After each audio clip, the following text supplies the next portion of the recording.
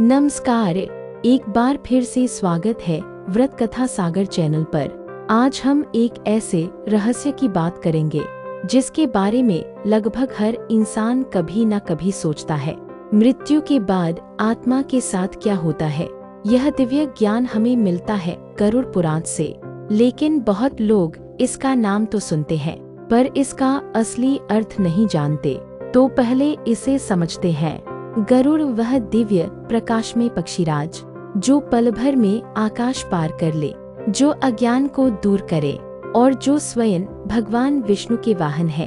और ये पुराण वह प्राचीन शाश्वत ज्ञान जिसमें भगवानों, ऋषियों और महापुरुषों द्वारा जीवन के रहस्य कहानी के रूप में समझाए जाते हैं। यानी गरुड़ पुराण का अर्थ है वह दिव्य ज्ञान जो भगवान विष्णु ने अपने वाहन गरुड़ को स्वयं दिया। लेकिन एक और बात बहुत कम लोग जानते हैं, यह ज्ञान सिर्फ सुनाया नहीं गया, यह लिखा भी गया है। भगवान विष्णु ने यह रहस्य गरुड़ को समझाया, गरुड़ ने इसे ग्रहण किया और महर्षि वेदव्यास ने इसे संस्कृत में गरुड़ पुराण के रूप में लिखा। इसीलिए यह ज्ञान हमारे पास आज भी एक ग्रंथ, एक बुक के रूप में मौजूद है जो पूरे भारत में छपा, पढ़ा और समझाया जाता है। इसके दो मुख्य भाग माने जाते हैं, एक जो जीवन के नियम बताता है आचार, और दूसरा जो मृत्यु के बाद की यात्रा बताता है प्रेतकांड पूर्णविराम। आज जो ज्ञान आप सुनेंगे वह प्रेतकांड में बताया गया है। अब कहानी शुरू होती है। एक दिन गरुड़ देव ने भगवान विष्णु से पूछा, प्रभु, मृत्यु के बाद आत्मा कहाँ जाती है? उसकी यात्रा कैसी होती है? क्या वह देख सकती है, सुन सकती है? भगवान विष्णु मुस्कुराए और बोले, गरुड़, यह ज्ञान मनुष्य के लिए अत्यंत आवश्यक है, क्योंकि मृत्यु अंत नहीं, आत्मा की नई यात्रा की शुरुआत है। भगवान विष्णु बताते हैं, जब मनुष्य अपनी अंतिम सांस लेता है तो आत्मा तुरंत शरीर से नहीं निकलती। एक क्षण ऐसा आता है जब पूरा जीवन एक चमक की तरह सामने दिखाई देता है, मानो सारी यादें पल भर में देख ली हों। इसके बाद आत्मा धीरे धीरे शरीर से अलग होती है, जैसे कोई पक्षी पिंजरे से मुक्त हो रहा हो। मृत्यु के बाद पहले 10 दिन बहुत महत्वपूर्ण माने जाते हैं। इन दिनों आत्मा सूक्ष्म शरीर में रहती है, एक ऐसा रूप जिसे देखा नहीं जा सकता पर जो सब महसूस कर सकती है। आत्मा घर में रहती है, अपने प्रियजनों को देखती है, उनके दुख को भी समझती है।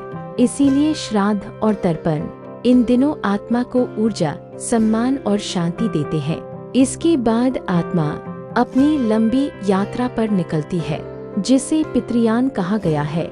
यह कुछ मिनटों की यात्रा नहीं बल्कि लगभग पूरे 1 वर्ष तक चल सकती है। इस दौरान आत्मा कई मार्गों, कई द्वारों और कई लोकों से गुजरती है। हर स्थान पर उसे अपने ही कर्मों का प्रतिबिंब दिखाई देता है। अगर कर्म अच्छे हैं तो आत्मा प्रकाश के मार्ग से गुजरती है, देवदूत उसका मार्गदर्शन करते हैं, शांति मिलती है और यात्रा सहज होती जाती है। और यदि कर्म भारी है तो आत्मा उसी भारीपन को अनुभव करती है। इसे दंड नहीं बल्कि सीख कहा गया है। अब बहुत लोग पूछते हैं, यह सब ज्ञान किसने देखा? वहाँ कोई कैसे सुन सकता है? यह संवाद हुआ कैसे? उत्तर यह है, यह बातचीत आत्माओं के साथ नहीं हुई, यह ज्ञान ईश्वर द्वारा देखा और बताया गया सत्य है।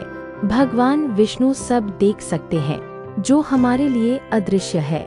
गरुड़ पुराण किसी इंसान की कल्पना नहीं, ईश्वर का साक्षात कथन है जिसे महर्षि वेदव्यास ने शब्दों में लिखा।